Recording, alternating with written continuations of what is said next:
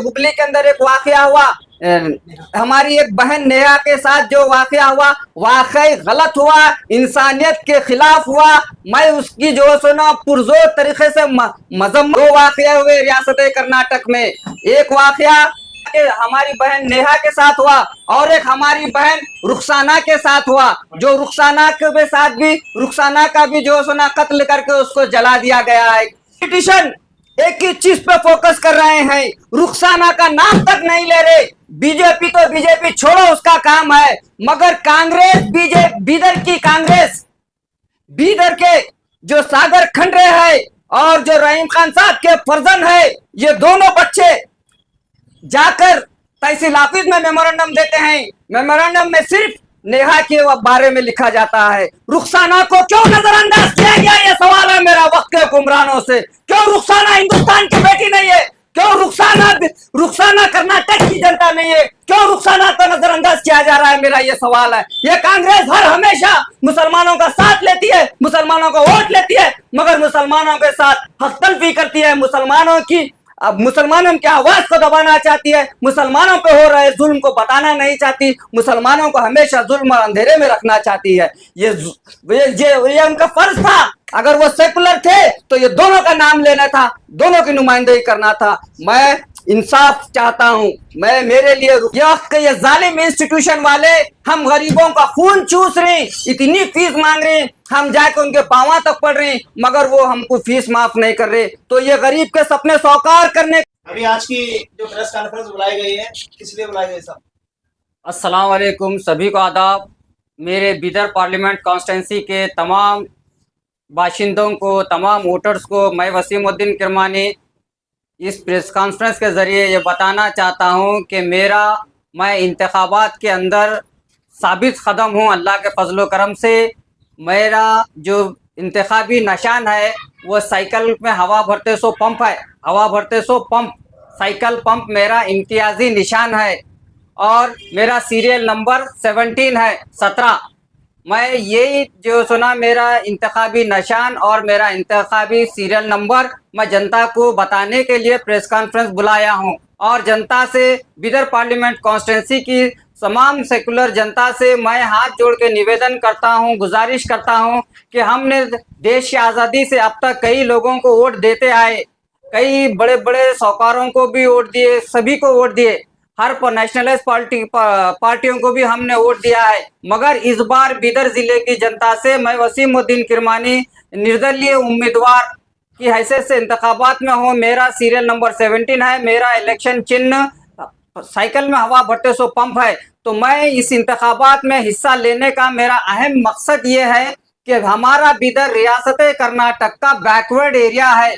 यहाँ पर more than 65 peoples below poverty line में जिंदगी गुजारते हैं।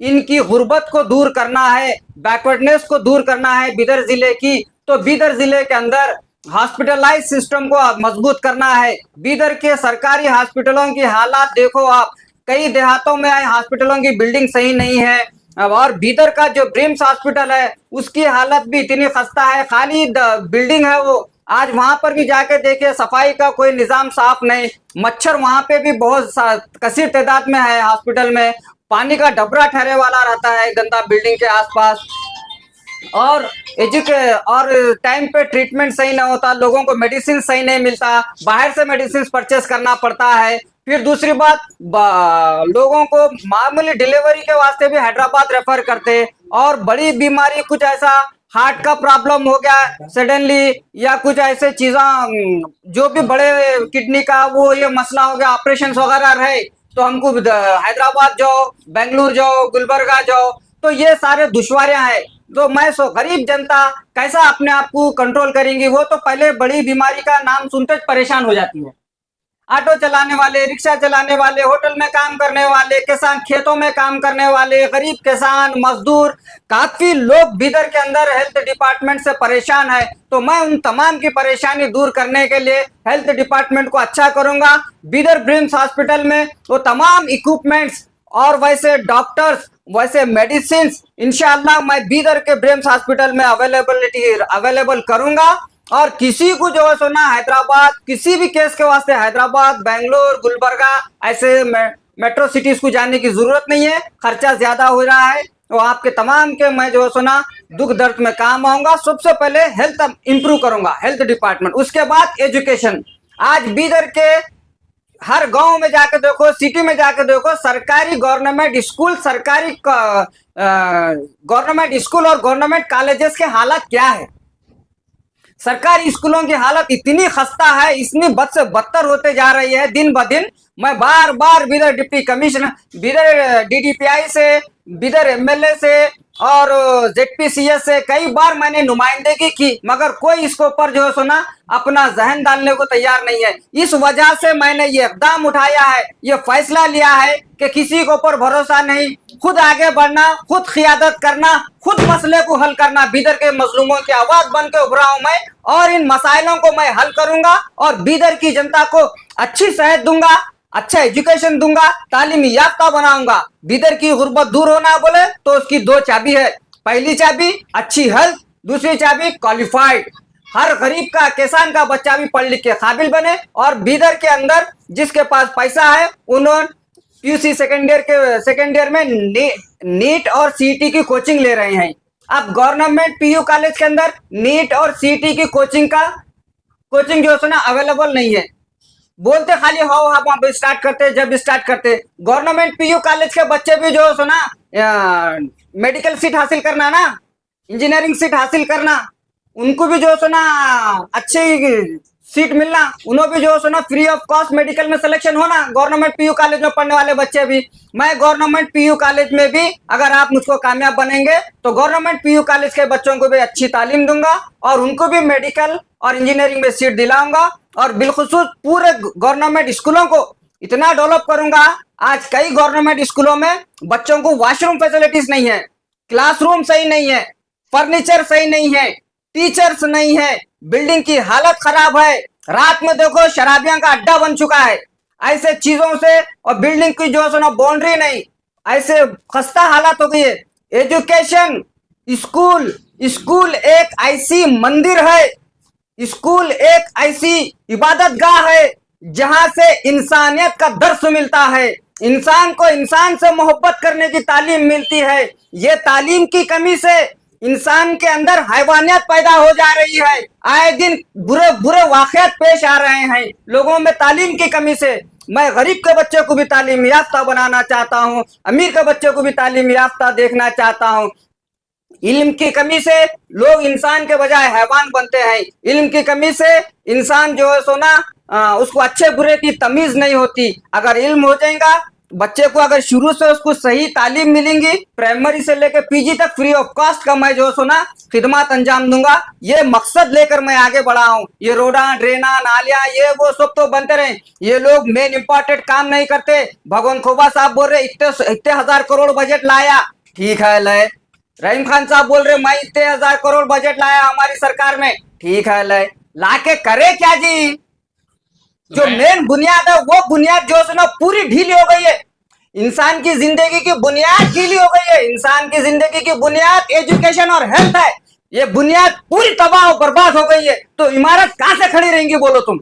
मैं बुनियाद मजबूत कर रहा हूं बिदर जिले की अवाम की। मेरी गुजारिश है हाथ जोड़ के कि आप बुनियादी ढांचे को मजबूत करने में मुझ गरीब का साथ दीजिए। मैं गरीब हूं, गुर्बत क्या होती है मेरे को मालूम है। बच्चों की तालीम के वास्ते आज एक ऑटो चलाने वाला, होटल में काम करने वाला, रिक्शा चलाने वाला, ठेला बंडी निकलने वाला ये चाहता है कि मेरी औलाद मेरे जैसी मेहनत और मशक्कत से बचे रहे, उनको भी ठंडी छांव में एसी में बैठकर ऑफिसर बने। ये ख्वाब देख रहा है। इस ख्वाब की ताबीर पूरा करने के वास्ते बाप माँ रात दिन मेहनत और मशक्कत कर रहे हैं। माँ घरों में काम कर रही है, बाप रिक्शा चला रहा है, मेरा बेटा ऑफिसर बनो बोल के।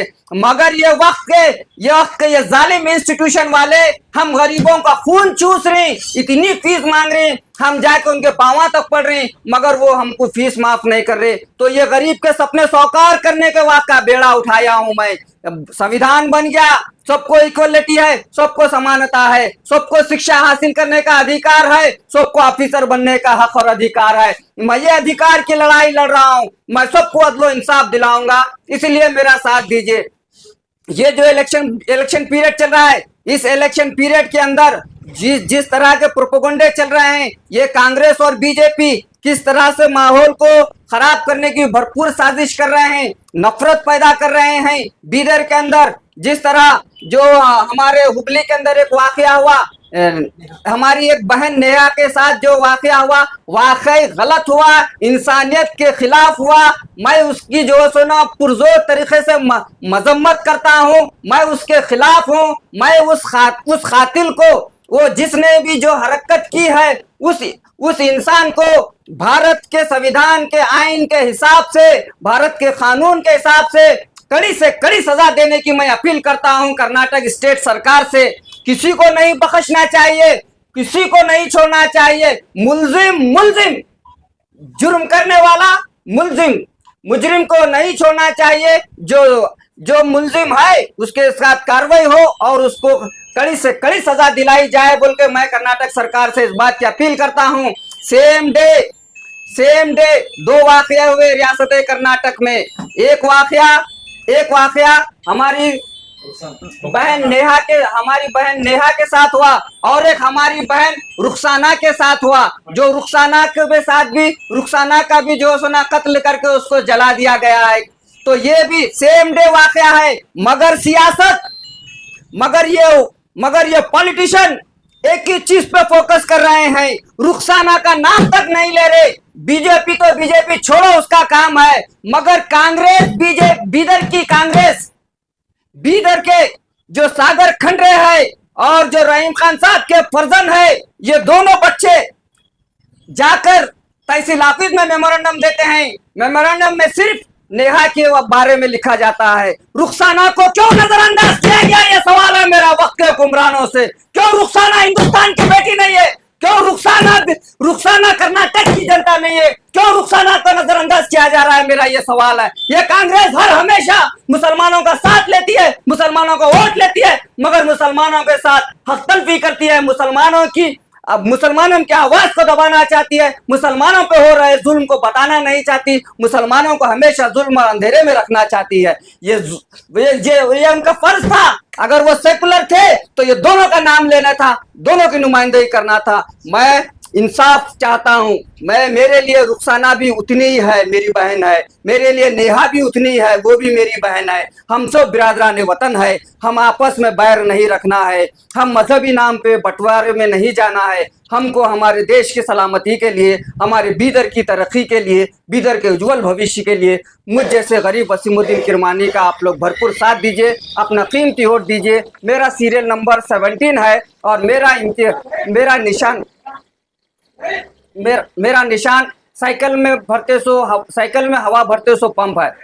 मैं बीदर की तमाम जनता से फिर एक बार गुजारिश कर रहा हूं कि मेरा इंतखाबी निशान साइकिल में हवा भरते सो पंप है और मेरा सीरियल नंबर 17 है। और मैं बीदर की तमाम जनता से, वसीमुद्दीन किरमानी, इस बात की अपील और गुजारिश करता हूं कि बीदर के हॉस्पिटलाइज सिस्टम को मजबूत करने के लिए हाँ, मैं गरीब हूं, मेरे पास उतना पैसा नहीं कि मैं हर गांव, हर देहात, हर गली गली पहुंच सकूं। मुझ में जितनी अल्लाह ने ताकत दी है, मैं उतना भाग रहा हूं, दौड़ रहा हूं, कर रहा हूं। अगर मेरे आवाज को हर गांव तक पहुंचाने के लिए सोशल मीडिया का दौर है, यही एक मेरा बड़ा जो है हथियार है।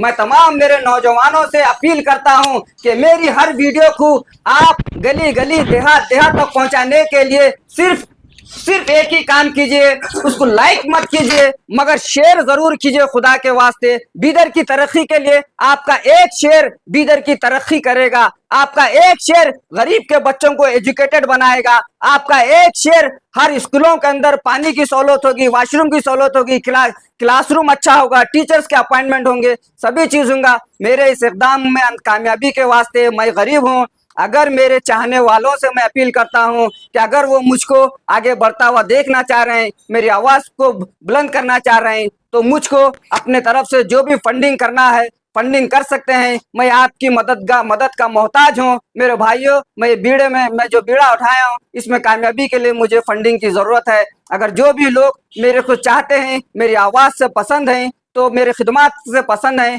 तो मैं उनसे गुजारिश करता हूं कि आपकी थोड़ी सी फंडिंग, चाहे 1 रुपया हो, 1,000 रुपये हो, 10,000 हो, 500 हो, 200 हो, मेरे नंबर के ऊपर आप फोन पे कर सकते हैं और चाहे किसी के हाथ से भी आप भेज सकते हैं। आप मेरे को इतनी मदद करें तो बिदर की तरक्की होगी। शुक्रिया, खुदा हाफिज, वाखुदा, अल्हम्दुलिल्लाह रब्बिल आलमीन। जय हिंद, जय कर्नाटका। भाई।